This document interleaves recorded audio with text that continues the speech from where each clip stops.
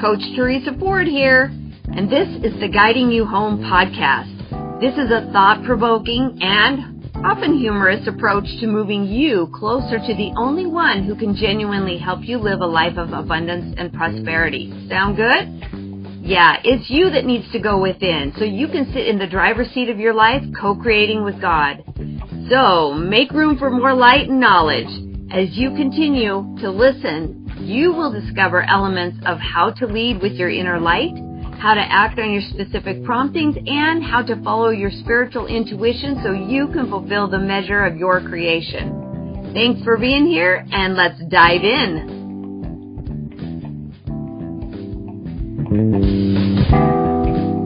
Welcome. Okay, you are getting me right out of bed today because I wanted to talk about a new morning practice. I am not talking about a routine. You don't need one more 3-minute miracle morning because your brain doesn't work like that. Let me just tell you, your greatest strengths are creativity and intuition. Those two things. And when you are operating in a place where you're listening to your intuition and then applying it to your creativity, everything changes. Now, I'm wearing my fancy-dancy noise-canceling headphones this morning, and I'm doing that for a reason. I normally don't during a podcast episode, but I am because this is part of my morning practice. Now, this may or may not be a secret to you, but I have ADHD. And I believe that is just a residual from a very chaotic childhood where my head had to be on a swivel at all times just to make sure that I wasn't going to get in trouble or blindsided by a parent that was moving the goalpost all the time. So when you have a busy brain, you don't need a routine because you can't stick to it. Every day it's like, I don't know. But it also, whether you have ADHD or not, if you haven't been able to stick to the same routine every day, there's a reason, because you're not the same person every day. So what I do, let me just tell you part of the practices, part of the things I've incorporated into my morning practice. These babies. When I put a frequency, I listen to frequency music. So just YouTube is free, right? Frequencies in the 400s, the 600s, the 1100s, I listen to a frequency that feels super comforting to me. And what this does is it quiets down my noisy brain. Now, whether you have a noisy brain, you have a very calm brain, that frequency music actually raises your personal frequency, right? Emotions have frequencies. Thoughts have frequencies. And so if you are first thing in the morning putting yourself on a much higher frequency than what you maybe woke up out of bed with, what are the chances you're actually going to reset your nervous system? You're going to be in a great space for being super productive and listening to your intuition and your creativity. Pretty high. I believe pretty high. So when you're trying to put this routine, you're like, you read a book, somebody had a good idea, and you're trying to do a routine where every day you do the same thing. Maybe you get a drink of water every morning, and that is working for you. And maybe you're putting on your headphones, and that is working for you. And maybe you do a stretching routine, and that is working for you. That's awesome. It's when it's so structured that there's no leeway for your intuition or creativity to enter into your practice space. So I like calling the practice it's a practice of being you. It's your space for remembering who you are and why you're here and what you want. So when I put on these headphones, I get into the flow. I get into, episode 50? I talk about getting in your boat and going with the flow of life. Or maybe that was 49. Look it up. Don't hold me to it. But when you get in the boat and it's pointed downstream, the current already knows where it's going. You don't have to overthink it. You're just going. This is what it does when you do the things that actually work for you. Put on your headphones, get yourself a drink of water, and get on the ground and start stretching. It's a beautiful thing, but it doesn't always have to be in stone. You're allowed to change your morning routine. When your morning routine has resistance to it, it's like, oh, I know, I should get up and I should do those things that I intended to do, but it doesn't have that interest. It's not holding your interest or your curiosity or your excitement. Then it's time to stop doing it. It served its purpose. Let it go. That's the thing that I think is probably the hardest, should be the easiest, could be the easiest, would be the easiest, but it's the hardest because we're like, no, I said I was going to do this routine, and then you don't. Like exercise. Oh my gosh. Do we overthink exercise or what? Do we overthink eating or what? If we are doing a practice, it's just a practice of remembering, who am I, why am I here, what am I here for, and what do I want? If that's a practice, and you're trying to put yourself in a state each morning that's going to increase the likelihood that you're going to remember who you are and what you want and why you're here, what does that look like? What's drawing you in? Like, if you were in exercise right now, today, in this moment that you're listening to this, if you were in exercise, what would you do? What would you be? What kind of exercise would match who you are now? Your brain will tell you it has to do the hard thing. It has to go for a 15-mile run. It has to lift heavy weights. Your brain will tell you the hard thing. Your body will tell you what it needs. And all of it works because if you believe it's working for you, you're right.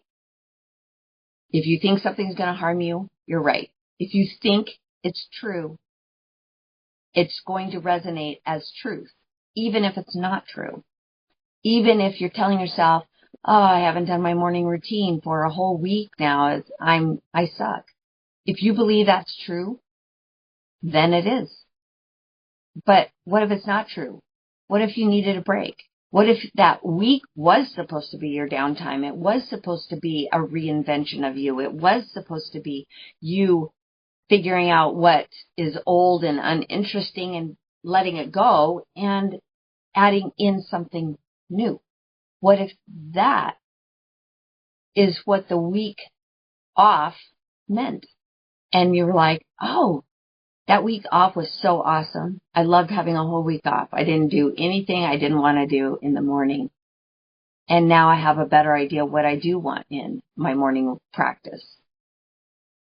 Isn't that an interesting idea? That if we let go of what we think it should have been, could have been, and then we're down on ourselves and we have these thoughts that have a negative influence on the way we feel running through us, helping or hurting?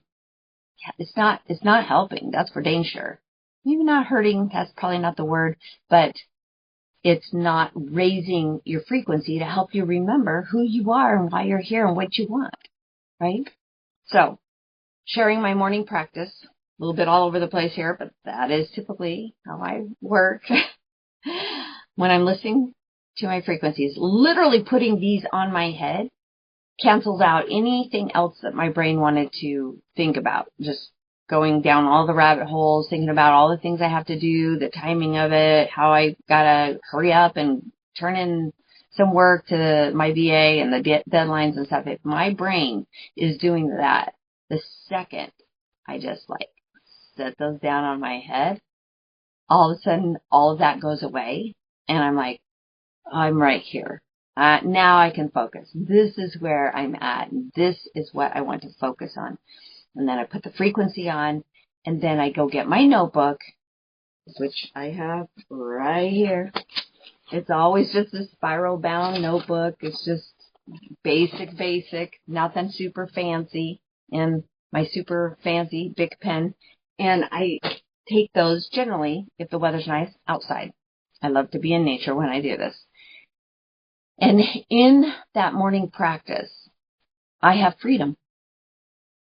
I have freedom to listen to my intuition, talk to God, receive inspiration, feel gratitude and peace, and just do the visualization of flowing in my boat downstream, enjoying the scenery on both sides on a sunny day.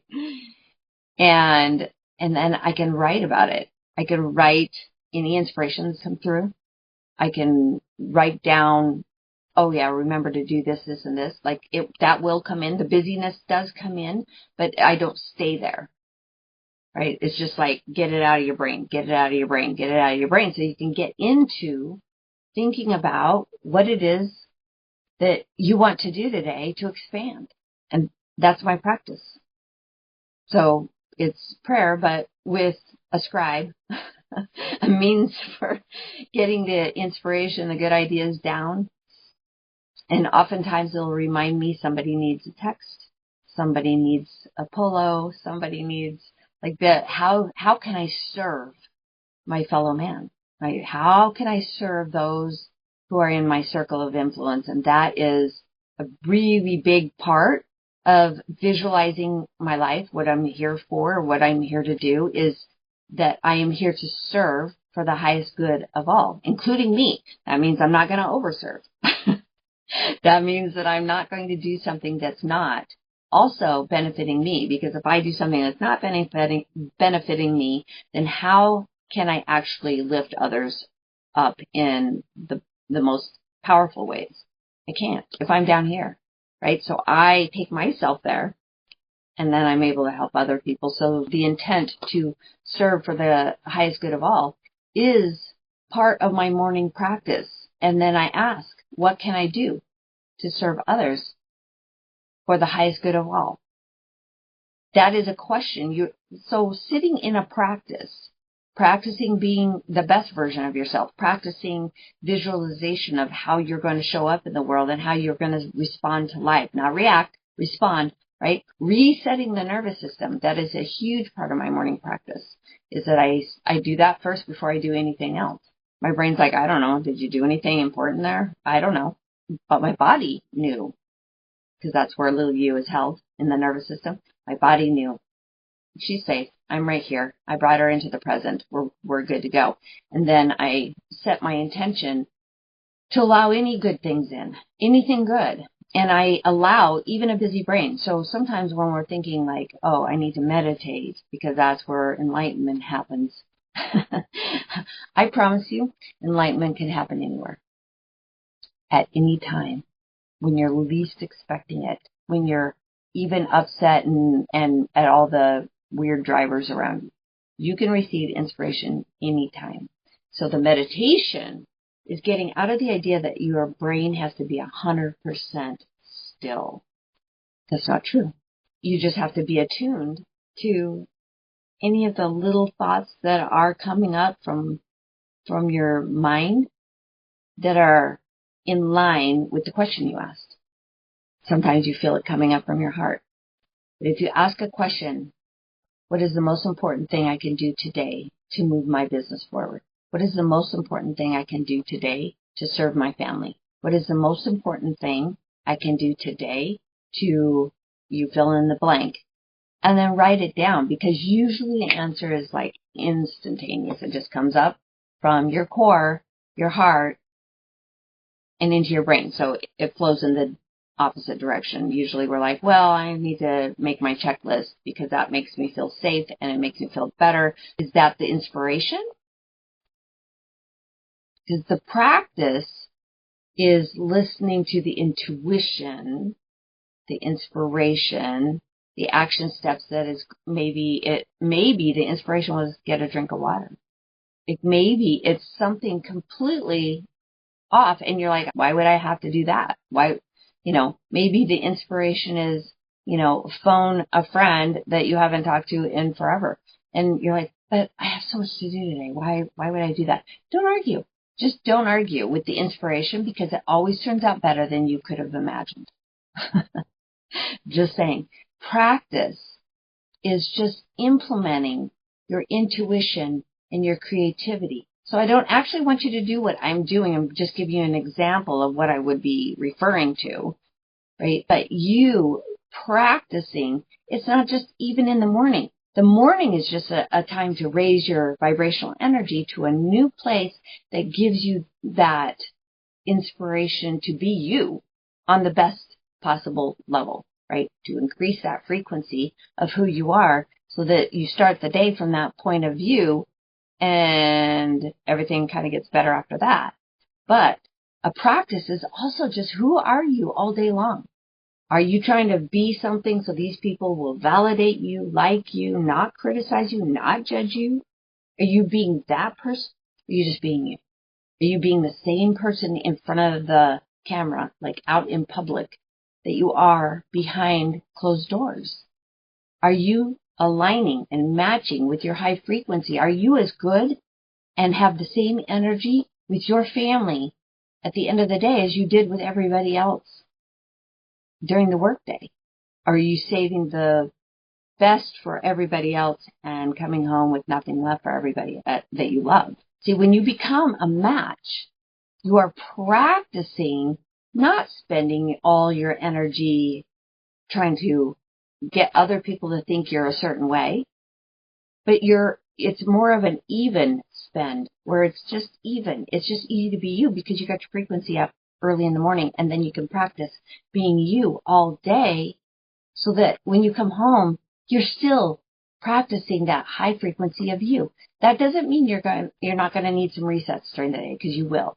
Your nervous system starts to get shot, and you start to feel like you have cravings, that you need a nap, that you got to get out of here, you got to go do something, you want to run away. That is a sign that your little nervous system needs your support.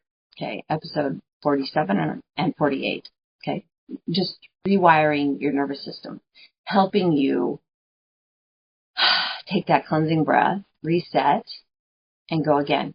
So you will need to reset your nervous system throughout the day, because you just can't keep go and not have some sort of reset. So it's good to be able to reset at lunch, but also to have some tips and tools in your back pocket when you need to go from meeting to meeting to meeting, right? Or running the kids from one thing to the next thing to the next thing, and everybody had a meltdown all day, and you are out of patience. So you've got to reset that nervous system, right?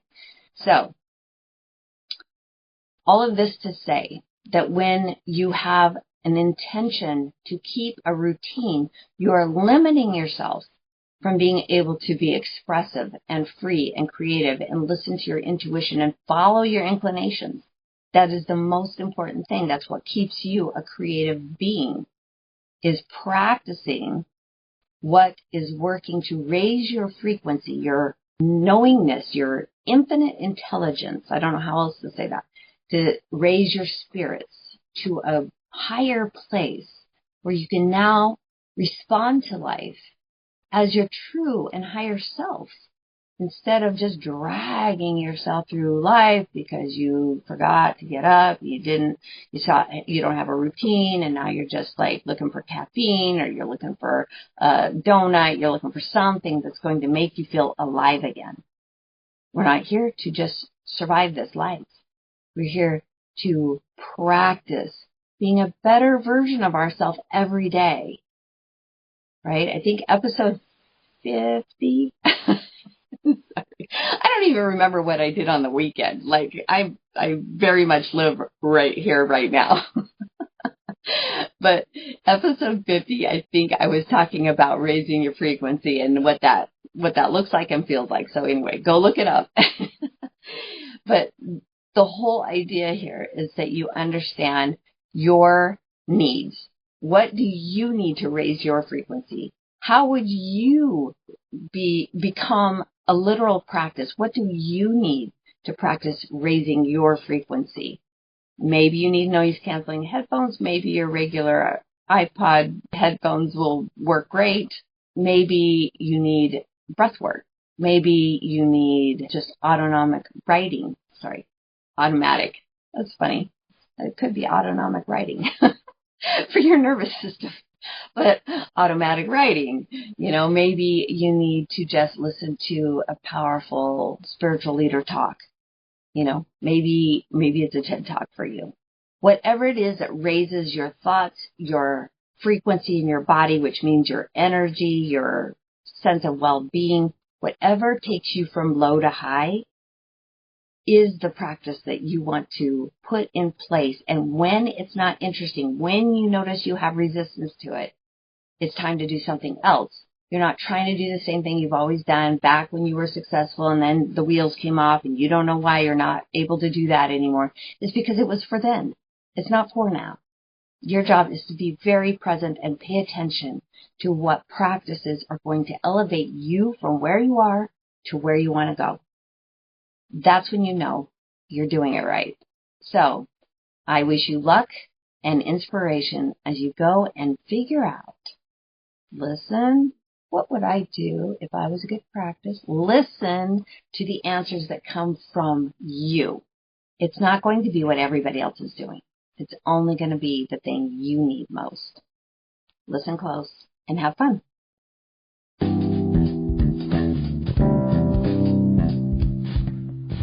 Thanks for listening. I invite you to leave your feedback and share your aha moments as you listen to this podcast. Also, you can access more information or any of the programs, courses, or worksheets that I've mentioned on these episodes on my website at teresaford.life. Or what I would really love is for you to connect with me on Instagram at teresaford.coaching and on Facebook at Coaching with Teresa Ford, so I can give you more interesting insights and further coaching to help you fulfill the measure of your creation.